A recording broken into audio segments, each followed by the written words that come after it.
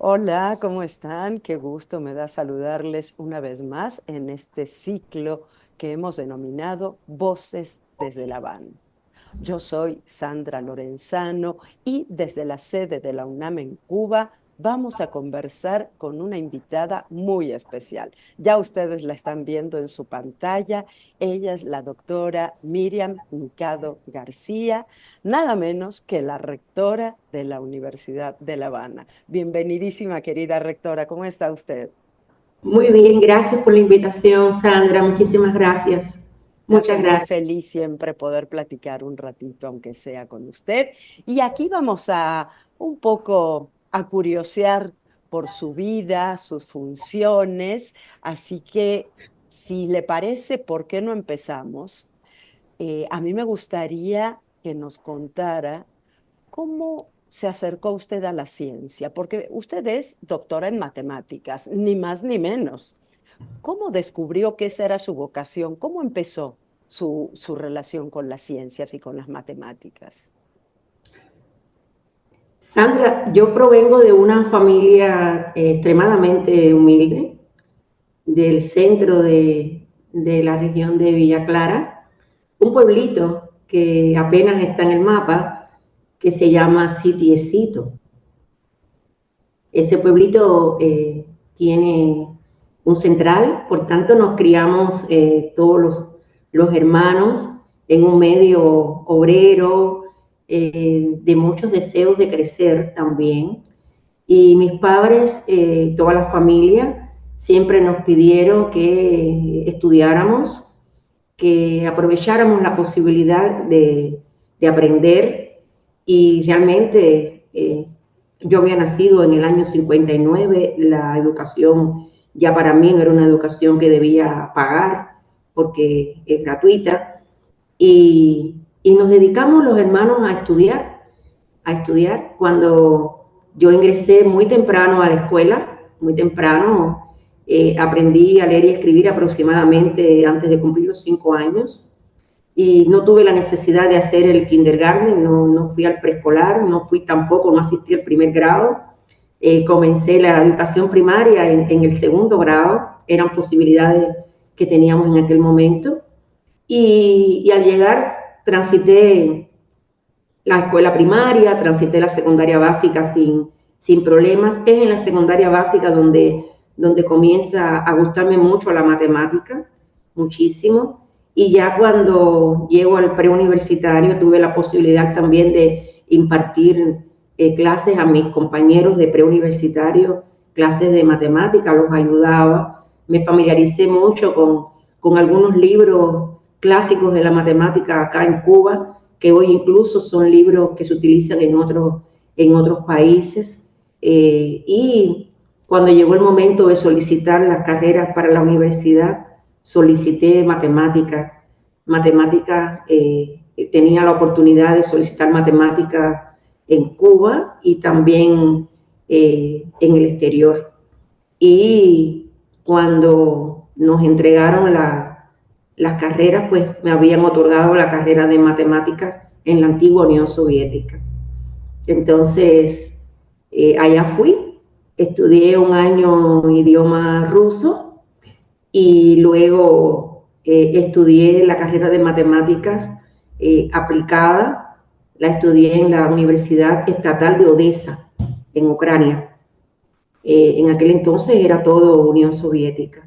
Y estudié matemáticas allí con un grupo de profesores extraordinarios, extraordinarios, que me enseñaron más que la matemática en sí, me enseñaron cómo aplicar la matemática a diversas áreas del conocimiento. Entonces, ahí teníamos la posibilidad de solicitar una especialización. Yo solicité la matemática aplicada a la física y me mantuve 2 años especializándome, estudiando métodos de la física matemática hasta que me gradué. Y ya cuando me gradué, pues teníamos algún conocimiento de cómo hacer ciencia, de cómo la matemática incide en prácticamente todas las áreas del conocimiento, incluyendo las humanidades. También hay una incidencia de la matemática. en las ciencias humanísticas. Cuando retorné a Cuba, en el año 82, me ubican a trabajar en la Universidad Central Marta Abreu de las Villas, y desde ese momento soy profesora universitaria. O sea, hace aproximadamente ya 43 años que soy profesora de matemáticas, pero como sabes, un profesor también no es solamente un docente, un profesor también aplica el conocimiento, un profesor trata siempre de innovar, y por suerte he tenido la posibilidad de compartir con muchísimos profesores, con muchísimos investigadores que me ayudaron también a terminar mi doctorado. Hice el doctorado en ciencias matemáticas. Curiosamente, el doctorado en ciencias matemáticas tuvo muchísimo que ver con la Universidad de La Habana, porque muchos profesores de la Universidad de La Habana pues también son líderes en las ciencias matemáticas aplicadas, y con ellos intercambié muchísimo con otros profesores de la Universidad Central de las Villas y con otros profesores también cubanos y extranjeros. Bueno, ahí me familiaricé mucho con las maneras en que podemos utilizar las matemáticas en diversos sectores de la sociedad, lo mismo en la agricultura, que en las ciencias químicas, que en las ciencias físicas, que en muchísimas áreas de trabajo.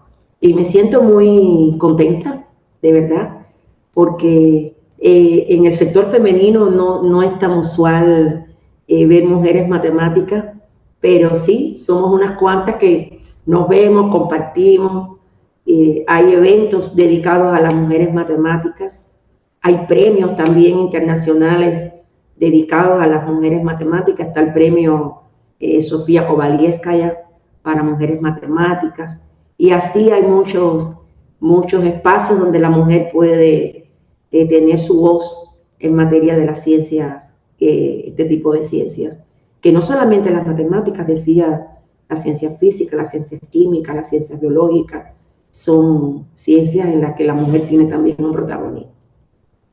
Y usted tuvo una carrera muy amplia, muy prolífica, muy rica en la Universidad de Las Villas. Eh, Incluso fue rectora de la Universidad de Las Villas. ¿Cómo se compagina el trabajo docente, el trabajo académico, con ese trabajo de dirección y de gestión que exige el ser rectora? Es un poquito difícil, ¿no? Pero acá en Cuba uno va preparándose de manera escalonada en diferentes cargos de dirección, sin dejar de cumplir la misión de profesor. Yo te decía que me gradué en el año 1982, y en el año 1991 me nombran jefa de departamento de matemáticas en la Universidad Central Marta Abreu de las Villas.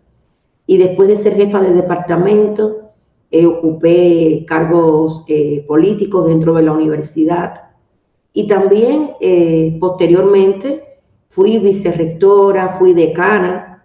Antes de ser vicerrectora fui decana de la Facultad de Matemáticas, Física y Computación.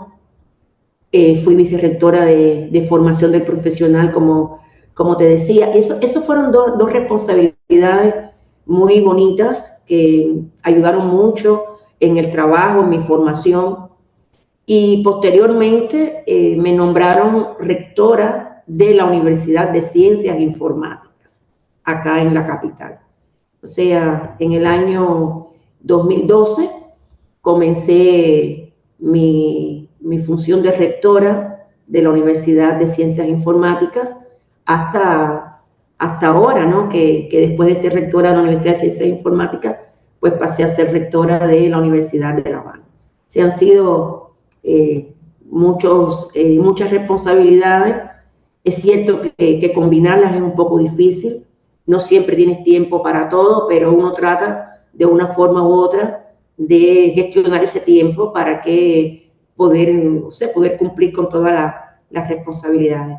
Ya habitualmente, después que uno tiene un cargo ya un poco más de mayor responsabilidad, es un poquito difícil conjugar los tiempos, pero se logra de alguna manera hacer la función de profesor, de directivo o de asesor o de un profesor de posgrado, que es lo que habitualmente hacemos, y combinarlo con la dirección, sí es un reto bastante grande, es un reto. Ahora, en términos educativos, culturales, simbólicos, una mujer rectora de una universidad en Cuba y en el Caribe y en el resto de América Latina implica también un peso muy grande, una responsabilidad y una posibilidad de abrir brecha muy grande, que es lo que usted ha hecho, que además en este momento preside a las universidades del Caribe, ¿no? Esto cómo, ¿cuál es el vínculo que tenemos los países latinoamericanos con el Caribe? Sabemos con Cuba específicamente, pero con el resto del Caribe, ¿cómo es el asunto? Mira, hay varias organizaciones que permiten unir a las universidades latinoamericanas y caribeñas.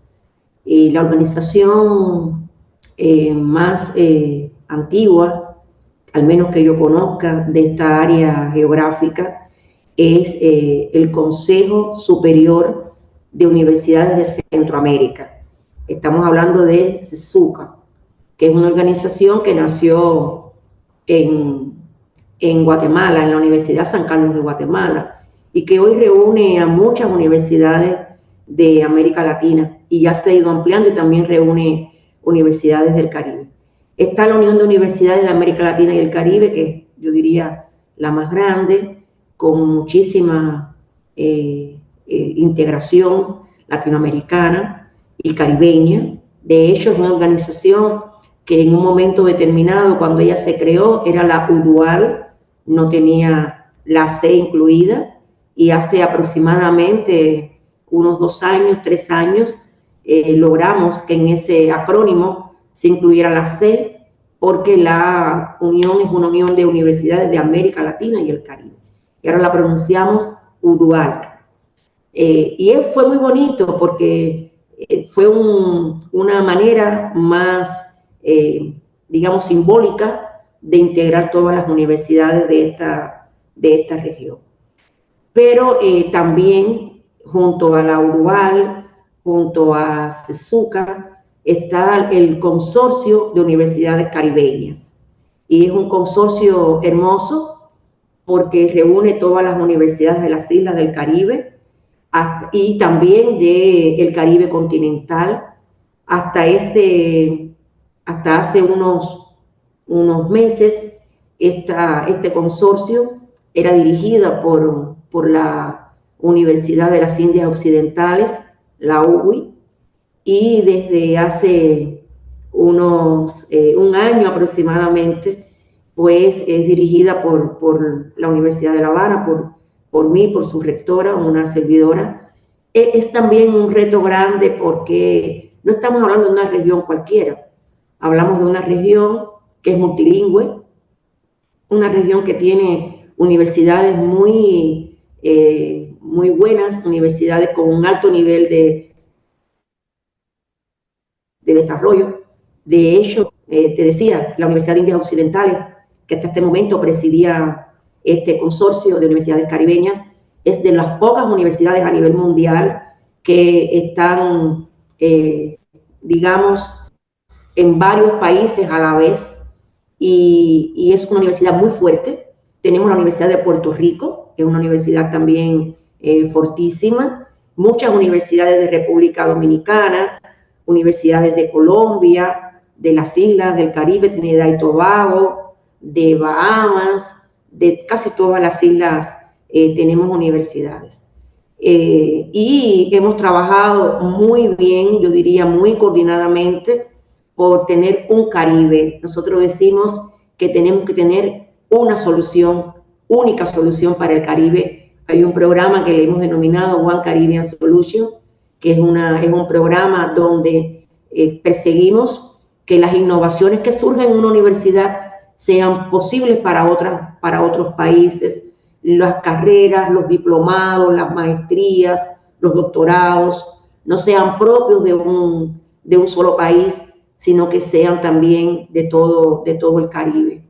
A eso se suma que hay organismos también integradores de organismos internacionales que integran a la América Latina y al Caribe, como la CELAC, que ayuda mucho también en esta integración, y también todos los foros que hacemos, todos los espacios que diseñamos que pueden permitir esta integración.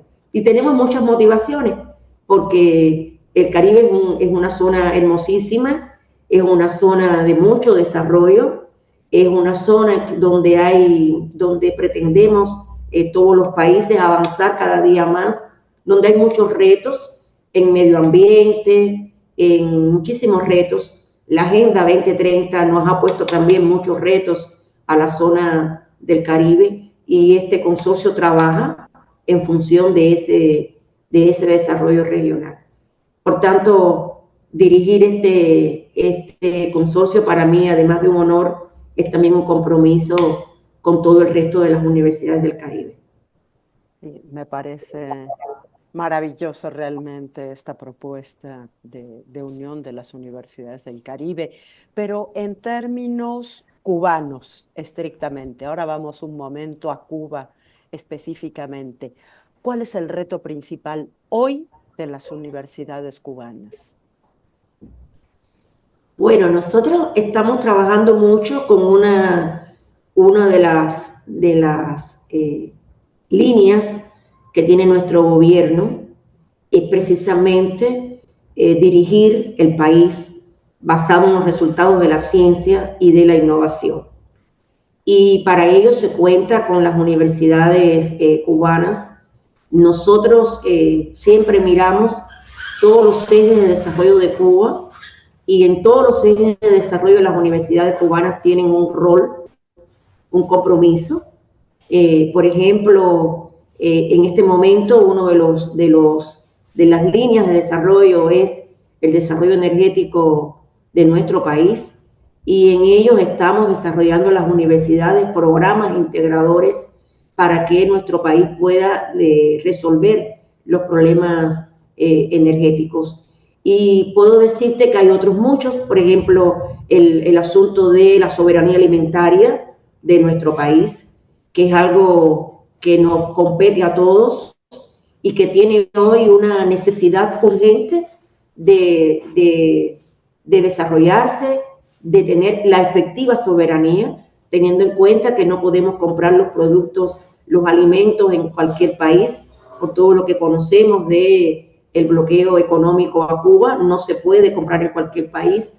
Y entonces sí hay una demanda importante a las universidades de poner toda su inteligencia en función de nuestra soberanía alimentaria. Y puedo poner algunos ejemplos. La Universidad de La Habana no es una universidad donde abunden las carreras del perfil agropecuario. Sin embargo, hemos puesto nuestra inteligencia, nuestros resultados en función de la generación de nuevos productos para la agricultura. Y pongo el ejemplo, nuestra Facultad de Química tenía un producto que era un fertilizante, o es un fertilizante, y un biofertilizante, y nosotros estamos trabajando con la dirección del país en que ese biofertilizante pueda introducirse en nuestras tierras.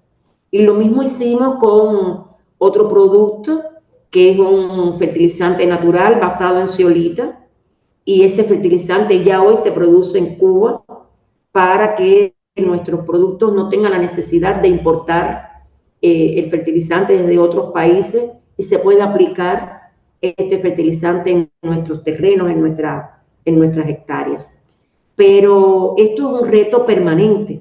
Yo te hablé de la energía, te hablé de los alimentos, pero hay que llevarlo a todo. Hay que llevarlo a las universidades médicas, trabajan muy fuerte. Conoces de cuánto el país ha invertido en educación, en medicina, pero estos son conquistas que hay que mantenerlas, que solo de decirlas no resolvemos el problema, y para mantenerlas se necesita mucho de la creatividad, de la innovación, de la ciencia y de la integración. Una universidad sola es difícil que pueda lograrlo todo, por tanto, un reto que hoy estamos persiguiendo es que, y no solo lo tenemos como política, sino que lo concretamos en acciones reales, es que nuestras universidades se integren. De hecho, para este tema energético hay una red de universidades que estamos trabajando con el Ministerio de Energía y Minas. Pero son muchísimos los ejemplos que podría mostrarte, y te diría que ese es el reto principal. El otro asunto con el que estamos también las universidades cubanas colaborando es con el desarrollo territorial, porque en Cuba, después de la última Constitución de la República, la célula fundamental de desarrollo para nosotros es el municipio. Y entonces ese municipio hay que desarrollarlo, hay que atenderlo, hay que organizarlo, hay que preparar a sus líderes para que puedan de verdad diseñar esas políticas de desarrollo territorial. Y en ello las universidades también están colaborando con los territorios para que estas políticas puedan ser implementadas a corto y mediano plazo. Eso es algo, yo diría, lindísimo, en el que estamos todos enfrascados. Cada universidad de una provincia, de un territorio, tiene una responsabilidad con su territorio, y de hecho nos llaman, nos consultan, vamos a los municipios, conversamos con los directivos, con las comunidades, y de verdad que eso es algo que para nosotros yo creo que es una de nuestras labores principales en estos momentos. ¿Cómo aportan las universidades al desarrollo territorial de nuestro país? Me recuerda mucho una frase que se viene diciendo en México, en el gobierno mexicano desde hace unos años, que es menos escritorio y más territorio. Y un poco tiene que ver con eso, ¿no? Con el trabajo de la universidad. Con todo esto que usted nos ha contado, yo quiero destacar para quienes nos están viendo, que seguramente ya lo saben, que la sede de la UNAM en Cuba se creó hace 2 años, pero hemos cumplido un año de trabajo intenso, fructífero, y un poco con el sueño también de poner a disposición no solo de la Universidad de La Habana, sino de esa isla que tanto amamos, todo aquello que se genera desde la Universidad Nacional Autónoma de México. Usted tiene a sus espaldas nuestras dos banderas, la bandera de Cuba y la bandera de México, y muestran esa unión que es lo que quiere fortalecer esta nueva sede en Cuba de nuestra universidad. Yo, para ir cerrando, le preguntaría, antes de la pregunta final, que usted creo que ya la conoce, pero antes de esa, ¿cuáles son sus expectativas con respecto a la colaboración de las universidades extranjeras y sobre todo de la UNAM? ¿Qué nos falta? Que sabemos que es mucho, pero ¿hacia dónde tenemos que encaminar en los próximos meses, en el próximo año, el trabajo que estamos desarrollando allí?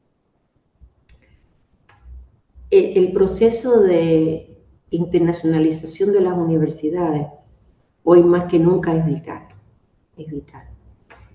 Y nosotros, México y Cuba son dos países que siempre han estado unidos. En los momentos más complejos, México siempre ha sabido darle la mano a nuestro país. Y para mí, en lo personal, yo creo que la UNAM en Cuba es un hito en materia de internacionalización de los procesos académicos.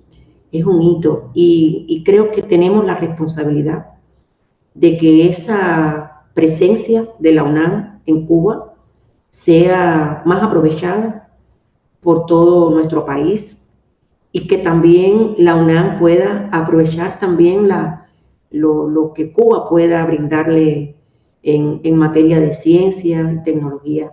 Tenemos muchísimo que aprender de ambas partes, pero en lo personal yo creo que con el prestigio que tiene la UNAM, nosotros podemos aspirar a muchas cosas, a muchos proyectos conjuntos, no solo con la Universidad de La Habana, con otras universidades cubanas.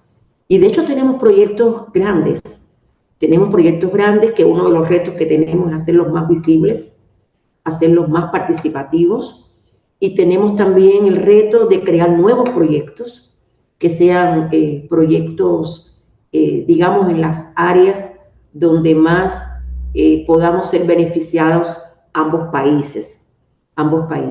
Y me parece que las expectativas están en poder construir un banco de problemas conjuntos que nos permitan a nosotros de manera colaborativa aportar todo el conocimiento que hoy atesoramos. Y sí, hay problemas que pueden ser resueltos por ambas universidades o por todas las universidades mexicanas y cubanas, la UNAM liderándola, y que están relacionadas con todos los problemas sociales, económicos, geopolíticos, que nos competen a ambas naciones. Esta es una alianza que no podemos dejar que muera. Es una alianza que tenemos que darle vida todos los días, y que de verdad yo creo que será súper beneficioso para los dos países. Este ha sido un año bueno. Hay veces uno cree que no ha hecho mucho, pero yo creo que sí, que el Centro UNAM Cuba ha tenido una implicación grande en todos los procesos en nuestro país. Ha logrado incluso tener una presencia en los foros culturales, ha tenido presencia también en foros internacionales nuestros acá, y también ha propiciado que profesores cubanos, estudiantes cubanos, puedan participar en muchas actividades allá en México. Bueno, la Feria del Libro fue una expresión clara de que podemos hacer muchas cosas de conjunto, porque tuvimos la oportunidad de conocer a científicos mexicanos, artistas mexicanos, líderes mexicanos, y también ustedes lograron, México pudo también conocer de escritores cubanos, y esto nos favorece mucho a ambas universidades. Puede la UNAM, con su prestigio, también lograr una presencia de otras universidades mexicanas en el resto de nuestro país. Y sientan siempre que estamos abiertos a la colaboración, muy abiertos a la colaboración, y que sí, Cuba necesita de la presencia de la UNAM y de México en nuestro país. Y yo te doy las gracias porque tener a Sandra Lorenzano en los predios de la Universidad de La Habana es un gran placer para nosotros y es un gran honor, de veras. Al contrario, mi querida rectora, esto lo que usted dice es justamente también lo que pensamos desde la UNAM, lo que instruye nuestro rector, lo que le preocupa. Y por supuesto seguimos trabajando en esto. Yo quisiera cerrar con una pregunta, si usted me lo permite, más personal. ¿Cuál es su sueño personal? ¿Con qué sueña Miriam Nicado, ya no rectora, ya no doctora en matemáticas, la mujer Miriam Nicado? ¿Con qué sueña? Bueno, yo tengo un sueño, y es un sueño casi muy... Ser abuela primero que todo, pero de veras lo que más me gustaría es que ya cumplí 66 años, entonces me gustaría que al finalizar la carrera profesional, que es difícil decirlo, porque uno casi nunca se retira, uno no se jubila nunca, hasta el último día uno es profesor, hasta el último día uno es maestro, pero sí quisiera que el sueño es que los alumnos siempre me recuerden como amiga, como como profesora, como compañera, como colega de trabajo, y que todas esas amistades que hemos ido creando en estos años en diferentes países siempre tengan un pedacito de Miriam, de los deseos que hemos tenido siempre de unirnos y de que los pueblos, los países, todos los días se integren más. Mi sueño mañana es ver un mundo de paz, realmente. Un abrazo, Sandra. Muy bello y compartido. Muchísimas gracias, querida rectora, Un abrazo. por habernos regalado este tiempo y pues aquí estamos, por supuesto, como siempre, con Cuba en el corazón. Muchas gracias. Gracias. Gracias a todos. Y gracias a ustedes por habernos acompañado aquí en Voces desde La Habana, un espacio hecho para ustedes. Gracias.